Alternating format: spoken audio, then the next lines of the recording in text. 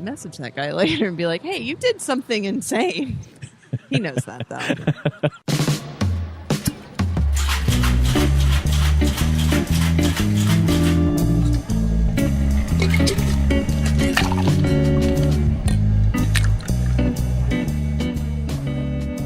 We're good. Welcome, everyone, to Comedy Happy Hour. Hey! Tagline withstanding, because I still don't actually know. Cocktails with comedians is the easy one. The one that's the website right now is because comedians like to drink. Because comedians like to drink. It feels good to say with a pitch. I'm Travis. I am Dylan. And we're at Don's Depot in fabulous Austin, Texas, on a very sunny and rainy day, because that's how we do it here. We like to sit down with comedians. We like to have conversations about where they've been, what they're doing. And we're very lucky to have Lisa Friedrich on the show. Hello. Actor, comedian, improv director still of the new movement? Or No, was. But, okay. But still teaching, still doing shows, still yep. spending lots of time doing lots of things, Yeah. projects and stuff. How are you doing? I'm great. Great. How are you? Doing great. Great. Good. So I have a couple of questions for you, only about 30 or 40. Okay. I'd like to start off with this question. What is your elevator pitch? My elevator pitch, as far as like as a stand-up or as an artist? Yeah, like if you had an elevator ride to tell someone about yourself, what would you say? Tom Hanks is in the elevator. I would probably Yeah, now you have minutes. Oh God, yeah. If it's Tom Hanks, I'm just going to tell him how great he is. I'm Lisa. I'm really great at telling other people how great they are. Okay. I do stand-up. I write, and I like comedy. And if you wanted me to be somebody that works for your what is it, like a promoter for your vehicle? No, I'm looking for a car company to sponsor me so I can get a free car. You want to be like a car girl, or you want to be like the flow for insurance? You want to be for like a specific car dealership? Or? Yeah, for a dealership, so I can. No, you want to be the girl, not girl, the woman. Sorry, from the. Kia commercials in Austin. The dude who is by the water tower. I'll beat the best. Yes. Okay. Well, there's actually a story about that. Yeah. She's a professional car hostess. She used to be in Florida for marketing companies. She moved out here because they wanted to increase her sales, and apparently she's really good at it. And they've increased her sales by so much. She's stayed here for 5 years since she moved here. What's the career? So that path job does exist. Yeah. What is the career path for a car hostess? I'm curious. I want to try it. Well, if we call Capital Kia, I'm sure they can tell us. Do you think you? I was born to be a car hostess. I think the secret is make the complete jerkwad, who's the actual guy who thinks he belongs in television, who is the owner of the car dealership, make him look good. Okay. Do that long enough, like start at something really local, or maybe it's all local, but you start off local and you go to bigger cities. Like, sure, yeah, there you go. Yeah, we go to cities that have bigger money. That's a bigger size. Right. So you have to leave Austin first. No, Austin has a lot of money. No, that's when you have to start at the bottom, right? Yeah. I mean, like this That's is a career change. Well, the thing about Austin, you can start basically in Buda, and I was going to say Buda or Kyle. Yeah, because we have lots of car dealerships out in the country. Mm-hmm. Out in the country. If it had to be any kind of car, like what kind of would you want to do? Americans or foreign cars, or just like any kind of car? I'll be honest. The best car I ever had was a Hyundai. Okay. Stick with Hyundais then? Yeah. I'm in a Nissan right now. But someone's going to kick someone out of a job. That's what I'm hearing. Yeah. I'm gunning for you. Coming. Get a Kickstarter ready for this. And we also asked a question to the last guest, who was Christina Parrish. She didn't know who was going to be on the show. So I asked her to ask you a question. She didn't know who. But she just wants to know what your favorite chip is. So. Oh, Christina. God. I like cheese balls, and I'm calling them chips. You're welcome, Christina. So you're on It's a Chip wagon? I am. Okay. Well, she's really good at flattering other people. That's true. I know my friend Christina. I just won points with Christina. Put me on Chip Show. That was actually a follow-up if you were going to be on Chip Show or not. I think the next season she's mentioned something, but we were drunk, so who knows if that's real or not. Cool. Because comedians love to drink. You just have to go up to her and say, remember that thing? We shook hands. Let's go ahead and do that. Hey, let's do it. I said cheese balls, remember? Yeah. Yeah, I agree with you, cheese balls. I'm one of two people. It's me and Roxy, I think. Roxy Castillo is the other one that said they were a chip. I mean, if you can dip it, you can chip it. That's what I exactly. That's what I'm saying. That's what she said. Yeah. Yeah. Yeah. Well, let's not give her quotes. That was your quote, I thought, actually. Oh, okay. She said you said it. Oh yeah. Yeah. Oh, yeah. okay. Yeah. I said that. Totally. So I was trying to do some research for you. I listened to podcasts. I've been watching your stuff, actually seen your sets more often than I've actually met you and talked to you in real life. You were on our show for South by and loved it. A lot of great feedback. Yeah, Huge She feedback. did love it. Yeah. Yeah. She loved being on our show. Is what you're I saying. did. That was such a fun show here. Yeah. Oh my god, that was like the highlight of my South by week. Honestly, yeah. She's so good at flattering people. I am, but also like It's like a beam of light. It's so warm. it was so fun. Yeah. And like the crowd was so different than our normal crowd, so it was nice to like have certain people that I walked in going, "Oh, good, they're gonna hate it," and then they were like, "No, I liked what you said." I was like, "Oh my god, thank you." It was mostly awesome. the DJ's family. Yeah, well, that's fine. That's not entirely false, but I'll take what I can get. Yeah, A compliment's a compliment. Yeah. so why comedy? I mean, like, why'd you get into comedy originally? Like, I was listening a little bit about the first adoption joke you ever heard, Yeah, like a friend from a long time ago. yeah. What made you want to get into it and do it yourself, though? Well, it did start with my friend a long time ago that said that Conan O'Brien could be my birth father, and I was like, I don't even know what that means. And I did some research. Just because he's a redhead too? Was that okay? And well, we were in a theater class together when I was 12, and we did improv there. And so I started doing it there, and then she and I would have these crazy fake conversations outside while we were waiting for our moms to pick us up. And I didn't realize that what we were doing was creating a sketch comedy or something. And so I started doing it there. And then my friend, I did it through high school. College, I kind of dropped off, just focused on college and some film stuff. And then I moved to Houston, and my friend Amy Burkhead was like, "Hey, you should come to my improv show." And I was like, "Nah." And then I did. And then I started taking classes, and I started doing that regularly. And 6 months later, she signed me up for an open mic in Houston. Okay. And I was like, okay. Which open mic was that? It was one that, at the time, there was only one. Oh, really? Yeah. Wait, what year is this? This was 2010, Wow. early 2010. Okay. And at the time, there was one, and the Laugh Stop had just closed down in Houston. And so there was one, and it was at Sherlock's. And Sherlock. It's at Sherlock's, yeah. And so World famous. we had one before our improv show. So we were like, hey, here's an extra stage. Like, I think it was like once every month or something, or once every 2 months. So she made me go up before my improv show at this open mic that we were hosting. And I found that set recently, and it is such trash. I should have brought it, actually, now that I'm thinking about it. Yeah. I've been looking for a reason to do it, either read it or do it on stage. It's so bad. But that was when I first started doing it. And it's just, I got addicted because I enjoyed that. I got on stage. It was the first time that I was like, there's no one here with me. Because for the last 6 months, I've been doing improv where there's always people there to support you. And I was like, oh no, I'm up here by myself. This is okay. Let's just see what happens. And then I kept doing it. And then I just haven't stopped since then. It's a drug, I think. Sure. Yeah. Okay. Was there a joke that you wanted to bring back from that set? You were watching and say like, oh, I can do this better? Or is it just all trash? It's not all trash. There's some of it that so basically what it was a list of transgressions that men had done, like horrible, weird things. And then I've used some of that actually recently. I've kind of reinvented that bit into the red flags that I ignore. And so that's something I've been working on literally the last 3 weeks. Okay. And I've kind of brought pieces of those back, which is That's good. Interesting. But I started off with like some joke about how I looked like Lindsay Lohan, kind of.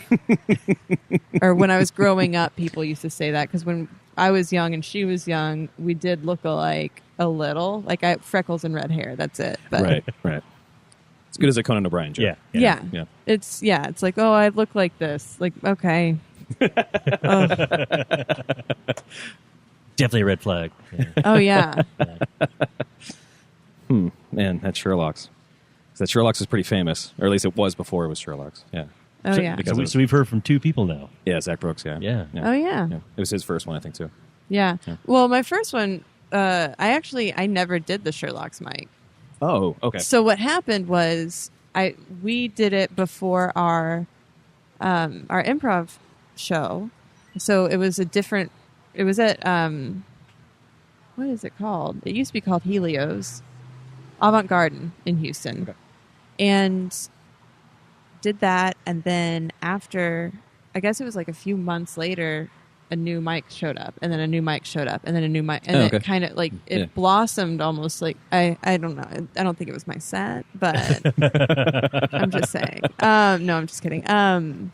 But yeah, a lot of people started doing their own open mics at Rudyard's and then at Fitzgerald's. So then there were all these other places. There was open mic at Fitzgerald's, really? Yeah, there was. Huh, crazy. It was insane. Of course, yeah. Because it was music and comedy. So it was a lot. It was fun, though. Ugh, those were some of the most fun. Because you would get the rowdiest, weirdest people like heckling you. I remember this one guy like heckled me there, and then the way I dealt with it was I was talking about, it wasn't funny. You know what? I don't even want to bring it up. I'm going to be honest. But I did get heckled, and I handled it in a way that was weird. And then afterwards, they high-fived me, and I was like, wait, what? Like, what was the point of this? I don't understand. It's that glow you're talking about. You somehow complimented them. They're like, hey, that was pretty great. Right. Yeah. I probably. Somehow I complimented them. That's how I handle. Yeah, that's how I handle heckling. I can't imagine doing really just playing music at Fitzgerald seemed like it was really stressful. I mean, I grew up in Houston. I grew up in Pearland. Oh. Yeah.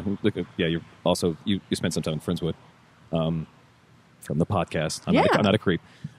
Maybe I'm a creep. Well, this Friendswood High School is on my Facebook. So. See, I felt that would be more creepy if I was like scrolling through your Facebook. Probably, and be like, what high schools has she been to? Yeah. We used to go to Fitzgerald's for ska, honestly, ska and punk shows. And so like the idea of that's so you seeing stand up there would be so weird. Did you ever go to Fat Cats? And then what was it? The Oven or why am I remembering all the old names of the clubs instead of the names that they had when I was there? Mangoes was another punk club. No, it was always Fitzgerald. We were just young enough that we couldn't get anything else. How old are you? I'm 37. So we probably know some of the same people. I was like 98. You don't know Kate Foster by any chance, do you? Not off the top of my head. Whew, good. That was the only question I had, actually, that I was worried about. Oh, we're done? Good. Yeah. Okay, all right. cool. See you later. Sorry, Kate. So how does the comedy and music work at that club? Like, how was it so weird? Did it bounce back and forth? It was like at the same time, like stage over here playing music, stage over here doing comedy?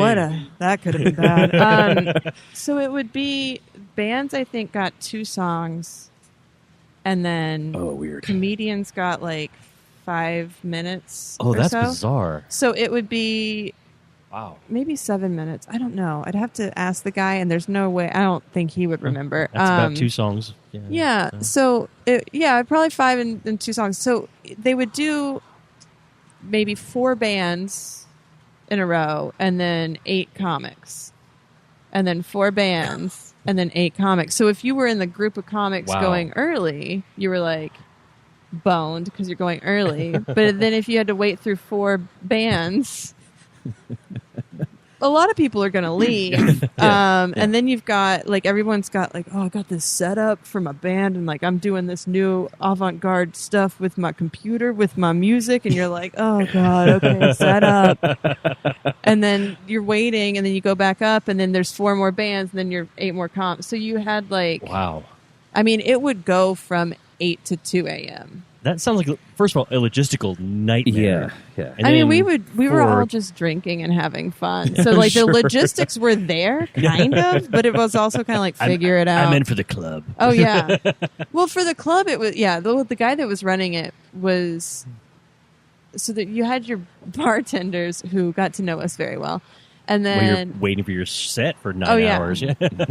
And then the guy that was running it, like the sound operator was kind of like, I think it was the hardest for the sound operator. Oh God, yeah. Because it was You're talking about 25 acts in one night. Yeah. With all various levels of varieties of different styles and stuff too. Like that's what I think. Like, because I've seen one of the most. It was a bummer. I saw Tenacious D play, and they did great. And before them, they had a show that their opener was called the Diamond Cutters. It was a Neil Diamond cover band. Yeah, you mentioned that before. And the guy doing the vocalist, like, was really sexing it up like crazy amount. And it was like, this fit with the Tenacious D. Like, it was on message, but the crowd was not into it. They wanted some fucking Tenacious D, and they were getting mad. I was like, why are you getting mad? It's a comedy show.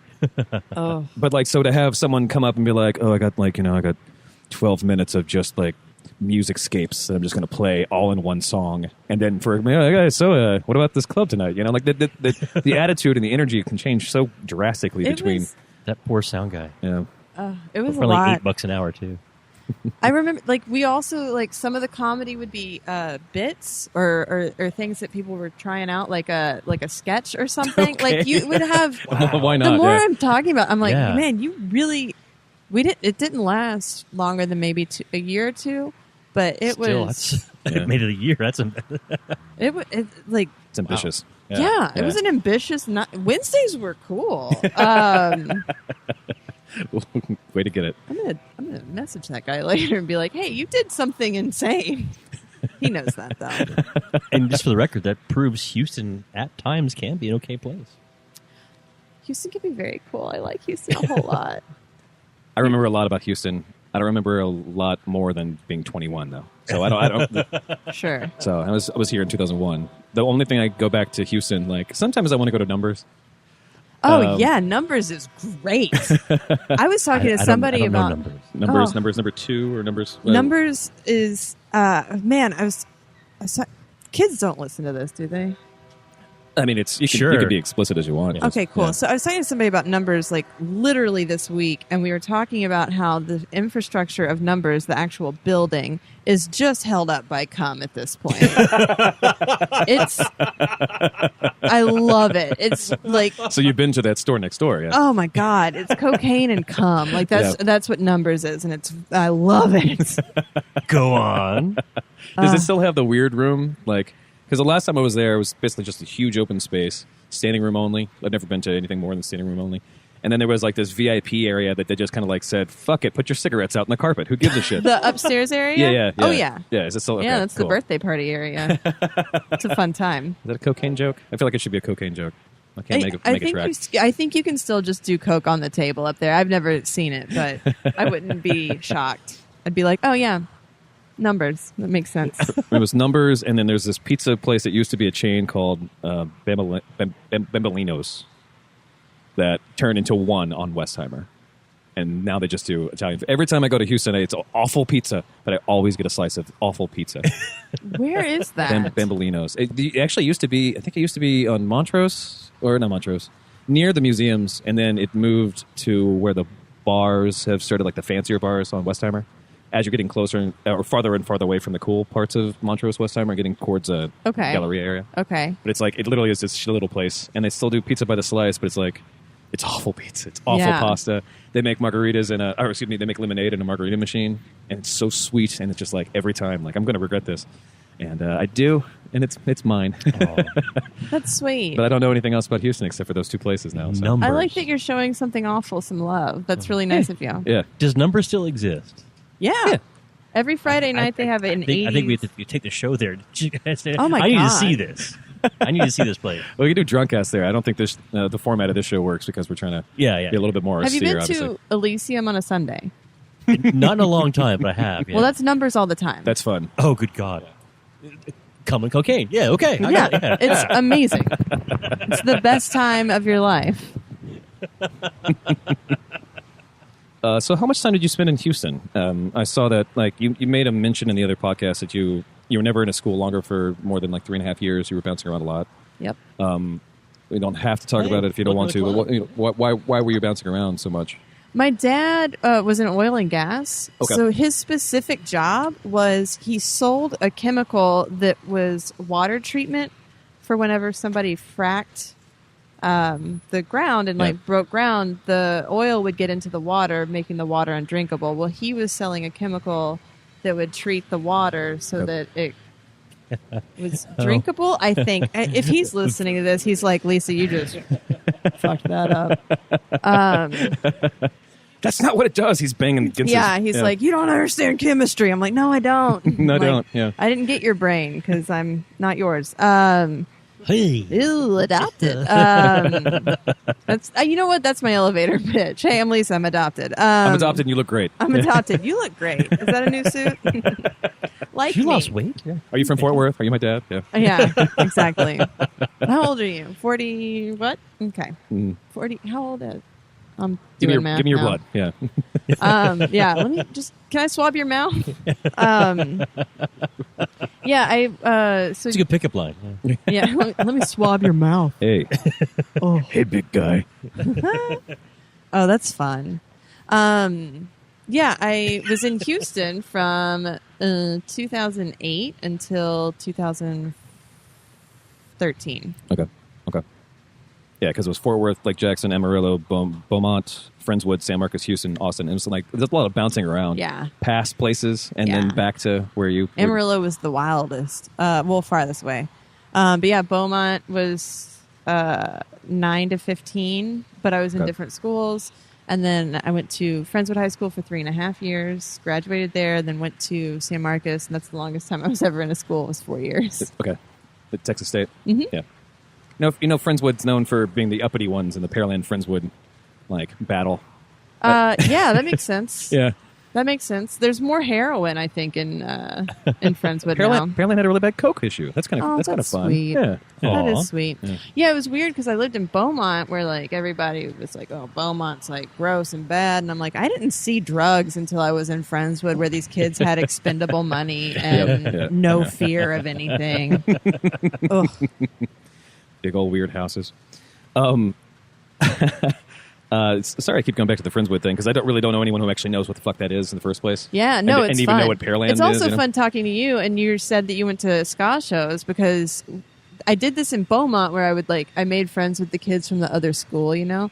But with Friendswood, there's no other school, so I made friends with some of the Pearland punk kids. That's Oh, yeah? why I'm like, we probably know some of the same people. Spencer Smith. That name is very familiar. Okay. Ooh, do you have a picture? Is he married? He looks way different now. I don't know if he's married.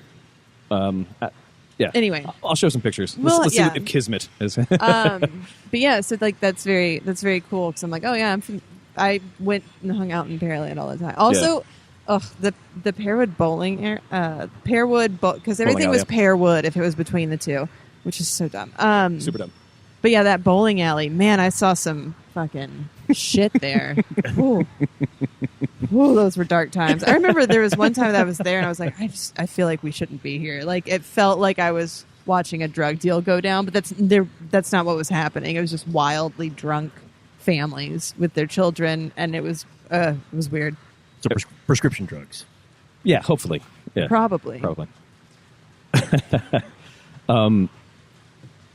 I also thought there's something that was very funny when you were talking about your parents not wanting you to move to New Orleans because they were worried you were going to get too drunk, and you decided to go to Austin. Mm-hmm. Has that panned out the same way? Because Austin doesn't have museums, at least. You know, there's stuff to do in New Orleans that's not drinking. I know. And our beignets are awful. So. Also, that aquarium in New Orleans is so okay. Yeah. So I was going to move to New Orleans, and then my parents were. They live in. I shouldn't. Oh, well, they live in New Braunfels. It's small enough you can probably find them. It's fine. Pat Dean's already there. Yeah, Pat Dean lives with my parents. Living the dream. But yeah, they were like, "Oh, if you move to Austin, we'll help you out," and like they were really like, "Don't leave Texas." And I think it was, they were like, "You're just going to drink all the time," which, sure. Sure. Sure. And why would I not? have you heard of Austin? Yeah. I was like, you're sending me to like bar capital of America every other year. But yeah, they like that I'm here. They hate. I think they were worried about crime more so because not only do I get drunk, but I also put myself in dangerous situations every now and then. Cool. A lot of my time in Houston, I remember I was like drunk in downtown and yelling at this guy who was the head of a biker gang, and I was like, "You know me, stop acting like you don't know me." And they were like, "Well, if you're doing that, maybe don't go to New Orleans." And I was like, "Oh, well, Yeah. fair point." Yeah, New Orleans is not a great place to be mouthy to anybody, I think. Yeah, I mean, that being said, every time I go to New Orleans, which is has been at least once a year for the last 5-6 years. I do get very drunk and have a great time, and I make friends, but I'm also very aware of my surroundings as a woman because we have to be. Is that for shows? Yeah, there's a festival out there, Hell Yes Fest. Yeah. I do that quite a bit, and then New Orleans was actually the first place I did comedy outside of Houston. So it felt like a certain specific kind of home to me. Sure. But now Austin, really feels like home to me, which is great. Yeah. Well, you've definitely planted some roots here. I mean, you do so much for New Movement. I see you everywhere. I don't even know that you're there, and then I see you on a show. Yeah, since South by, I feel like I've seen you maybe once a week. It's been very cool. I'm like, oh, new friend. I'm like, great. Oh, hey, yeah. Oh, fine. What do you? The one thing I've noticed on Facebook, following you on Facebook, is I see all the stuff that you're doing, like a Peep show. Are you not doing the podcast anymore? No, almost related. No. Okay, yeah, so that May is done. Yeah, no, we've been done. How old are Norm's kids? We've been done with that podcast for, I guess, a year. Oh, almost wow. a year. Okay. Oh God, I hope he's not listening to this. But that's done. But you definitely you keep yourself very busy. Yes. Then I noticed on Facebook that you have interests outside of this, and I don't know how you have the time to get excited about Star Wars stuff or get excited about to do a Squirrel Girl reference and to be really excited about Squirrel Girl. How do you have the time? Because we have people on who are constantly busy, and I'm like, oh, what kind of movies are you watching? I don't have time for movies. I'm like, but you don't really do that much. Yeah. Like Martin Urbano, that guy's lazy, and he's like, I don't know, I don't watch TV. I'm like, what are you talking about? He's probably just too lazy to watch TV. Let's be real. That's possible. Martin. Yeah. I don't know. I've always had a weird thing with movies where it's always been an escape, or it's a place where I go. I was talking to my coworker about this actually, where I was like, movies are the only time that I feel like I can be relaxed and not think about all of the other things in the world, or things I should be doing or whatever. I'm not that person at a movie. I know people who are, when they go to a movie and they're like, oh, I should be doing this, I should be doing other things. Oh yeah, I'm not that person. I'm don't waste it. Yeah, yeah. I get to escape for a minute. I'm very into that fantasy escapism that movies bring. And then the Squirrel Girl reference, Pat Dean will love this. So Pat and I go to a lot of the Marvel Universe movies together, and every time, he and my friend Michael Folk are my two, tell me about comic books because I need to know more. Sandman's the only one that I, super am into. Neil Gaiman or Sandman? Neil Gaiman. Okay. Yeah. So I know enough from the movies and from lore to follow certain things. But Pat told me about Squirrel Girl, and I was like, well, I want to be Squirrel Girl. And this was years ago. So when they made a casting choice recently, I was like, son of a bitch. And Pat posted on my wall with no comment, no condolences, just here's this. No condolences. Pat. Son of a bitch. I love him. Yeah, that's usually the follow-up for Pat. I've not met him, but every comedian we've ever talked to, either on this show or our other show, says the exact same thing. Fuck that guy. Son of a bitch, fuck that guy. Yeah. But I love him. Oh, yeah. Every single person says the same thing. Yeah, I've noticed that in the I'm Rob Gagnon thing has been a weird inside joke for people. I heard you say, I'm little. And I've heard Rob say that before. I haven't heard... Rob got that from me. Okay. Fair. I'll put that in the wiki. I was curious about this. Is there an inside joke that people that it's almost impossible to explain, that's permeated like this? Saying Pat Dean sucks, okay, that's just a guy who's really nice, so it's a fun opposite. But it's is there something else that people would want to hear, an inside joke, or is that is that too weird of a question? I just don't know the answer to that. Have you tried the whiskey? It's delicious. I have. It's very good. Yeah, I don't know. I don't know the answer to that. I'm sure there are, but I'm not thinking of them right now. Yeah.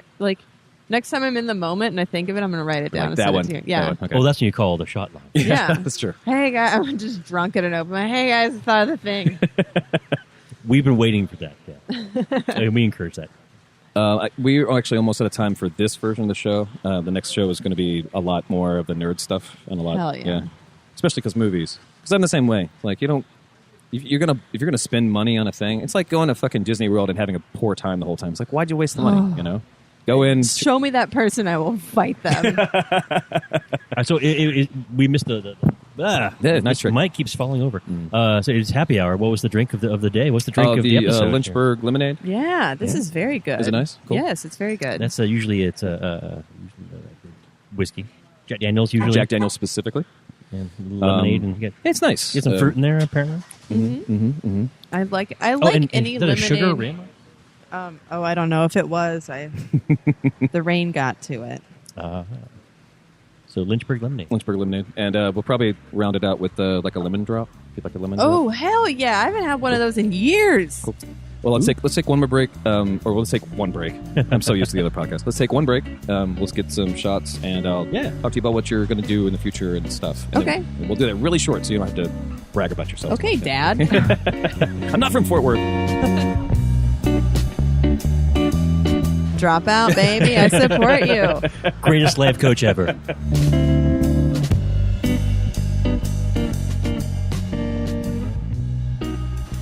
Welcome back to the show. This is the last segment. We have lemon drops here. Lemon drop. Lemon drops with Lisa Friedrich. This is not a That's deep lemon. that's a deep lemon for you. Because, well, I would have had a lemon drop. Oh, okay. Well, I know now. Just no sugar for me. Me and my diabetes need a break. Ooh, we got a real Pat Dean in the house. You might literally die. Last couple of questions, rounding things up. Do you prefer just performing? Do you miss being more involved? You know, recently I did start missing that. I did start missing the, taking on more. I mean, I like producing stuff. Like we were just talking about Peep Fest and how I've kind of stepped, a little baby step into producing that. But I like running shows. I like performing a lot, though. I've definitely, the last few months, I've been really heavy into performing and doing stand-up. And then also I do the weekly improv show, Garage. Oh, yeah. At the New Movement. And so performing there also feels really good. And I love acting. Acting is the best. But yeah, I do like the chaos of running something and making sure that an entertainment production goes well. Yeah, it's satisfying. Yeah, right? it's satisfying. It's also very stressful, and I like that adrenaline. It's also kind of a drug. Guys, I just like drugs. Any kind of drugs. Yeah. Just take whatever you can. Yeah. Yeah, I appreciate that. Yeah. No, we definitely relate. Well, when you were so kind enough to join us for the South by Southwest thing we did. Talk about nightmare. Yeah, that was our first time doing any kind of. But yeah, there's a lot of. Well, I think. Oh, really? Me I literally didn't- running around nonstop frantically. It didn't seem that way. It seemed very put together. Good job. Cool. Thank you. Way to fake it, babes. Well, it was even worse too because it was really early in, and I usually come in and flip the switches for out here because this is like our second studio or whatever. And so I flipped the switches, and I was like, oh, if one of these switches is not flipped, I'll go ahead and do this for Tammy. That was the AC. That's the reason why I was so warm that day. Yeah, Travis I literally just turned turned the AC off off the for AC the whole show, so that's fun. To be fair, it was kind of nice outside. Yeah. So it wasn't the worst day for that to happen. See? Also, it's You're surprising just a compliment machine. I like it's this. surprising that this place has AC? AC, yeah. It's all plugged into one outlet. Yeah. Everything. Yeah. Every light, everything is in one outlet. I love it. It kind of smokes sometimes. Yeah, there's actually a guy in one of the train cars who's just on a bike the entire Yeah. time. It's open. Yeah, that's fun. Oh man, that makes me think of Flintstones. But It's a living. It's a living. But I definitely appreciate it. Because putting that show together was the production of it. The 4,000 things that are happening at once. You got to make sure the trains run on time. I agree. I love that. And stepping away and saying, we fucking did this. Yeah. So Yeah. fucking cool. Yeah, I love That's doing the that stuff. best feeling. And like every now and then you do a show or you run a show and you're like, well, we did that. You know, it's like that down feeling. But there's always another one. There's always something else to do. So you just have to keep moving forward. I'm also a life coach. I'm just kidding. I should Are not you be certified life coach? No, I shouldn't be anyone's life coach. I don't know. Oh, well, maybe as an enabler, you know? Yeah. Yeah. Go ahead and take those drugs and make you feel good. Yeah, whatever step you want to take. Totally fine. Even a step off a roof. Whatever you I like. support you. All your decisions are great. Get that haircut. Sure. Yeah. What's one more line of coke? No big deal. You got to drive anyway, right? Two last questions. One, what's some advice you'd give your past self? Knowing what you know now in comedy, producing. Get into comedy faster. Yeah. Earlier in life. I was 23 or 4 when I started doing stand-up, and I would tell my previous self to start doing it earlier, like start in high school. And You said basically you were out of the game for all of college, so. yeah. But I was doing improv in high school. Yeah. So I would have told Don't go to college, what you're saying. drop out, baby. I support you. Greatest life coach ever.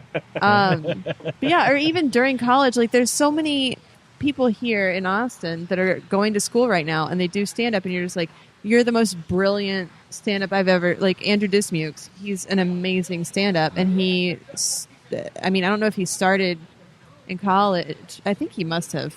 But seeing him, I'm just like, you're a brilliant stand up and you're 20. Like he was not legal to be in some of the bars he was in doing stand-up. Like Urbano, yeah. Yeah. Martin is another shining example of that. Like there's so many people. He's a mutant, so we all agree on that. Oh, yeah. Martin is a very special person. Yeah. But yeah, there's so many people.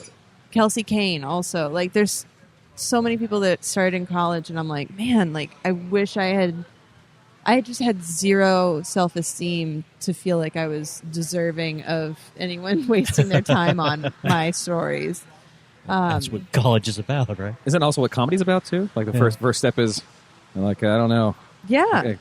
It's storytelling at its core. I mean, unless you're a really genius pun person, which I'm not. I'm not a wordplay person. But yeah, like, figuring out the things that I don't know. I just think just following other people telling me I'm funny instead of being like, oh, thank you, whatever. Hating compliments like that growing up. I wish I had taken that and been like, I wonder if I can do something with this. Yep. That's the advice I would have given my former self. That's some solid life coaching. Great advice for everyone. Yeah, solid life coaching. Hell yeah. That's certified now. That's why you're certified. Yeah. Yeah. Comedy happy hour stamp. Last question is, what do you want to ask? You can ask any question to the next person who's going to be on the show. It could be about their favorite chip, but I really would appreciate that not be the case. Let's keep that one unique. Yeah. How'd you lose your virginity? Nice. Good question. All right. Whoever's next, I won't even tell you. Don't. Yeah. So where can we find you? Yeah, where can we find you online? You can find me on Twitter, Lisa C. Friedrich, spelled Friedrich. Put that C in there, otherwise you're going to get a hold of some German doctor. Who's good at gunpowder art or something? Yeah. You can find me. I like to play around on Instagram a lot. Same handle. And you can add me on Facebook, but I might not add you back. I don't know you. We'll roll that dice, I guess, if you listen. But yeah, my Twitter's good. Yeah, you're pretty active on Twitter. You have some shows coming up? Yeah, this will come out next Wednesday or Thursday. Well, there's Peep Fest. Yeah, it's 29th. The 29th. That'll be a really fun time at Spider House. Every third Monday of the month, I host ATX Comedy Hour, also at Spider House. Rob's my co-host there. I'll be on Out of Bounds Festival here in Austin. Cool. Doing some shows. I'm actually going to be on Stone Drunk Sober as a contestant, which I have not. Well, Rob told me I'm not allowed to do that anymore because I got too drunk in LA when we did it. Isn't that how you got the job as co-host, though? Yeah, that is exactly how that happened. But I'm on Team Drunk again because Karina Magyar made the lineup. And I'm actually reprising my role with Team Drunk with Nick Rutherford. Really? Yeah. Huh. I don't know if he remembers that. But he was on Team Drunk with me in LA, so it's going to be a nice, fun... And when's that? That is during Out of Bounds. I just got the date the other day. I'm sorry, I don't remember. I'll look it up. Okay. Yeah. But check out Out of Bounds Fest. Oh, we're not supposed to publicize that it's Stone Drunk Sober, but that's what it is. Wink. It's my third show. Just look for my third show. Whatever that might be. Sorry, thank you so much for coming and listening to this. Or listening. Hi, I don't take lemon drops. It's all the sugar. The Thank you so Beatus. much for coming and hanging out with us for this show. Oh, it's been great. Thank you for having me. I hope you're still going to hang out with Drunkcast. Yeah. Let our hair down, all that. If you like this show, you want to know more about the show, go to comedyhappyhour.com. That's comedyhappyhour.com. We are at Comedy Happy Hour on Twitter. Don't think we have Instagram set up yet, but we are on the iTunes Store. And go grab those things and listen to all of it. We'll link this with the Drunkcast show as their companion pieces. And that should be it. For the Drunkcast, I just have this long spiel that I've memorized. And so for this one, I'm like, how do I work mouth? You know? Oh, yeah. But please come listen to it. I've been Travis. I've been Dylan. Thanks for listening. And we've had Lisa. Yeah. Me. I'm little. I'll see you next week.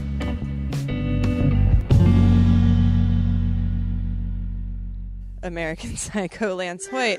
The American Psycho Lance Hoyt, everybody. Content pending.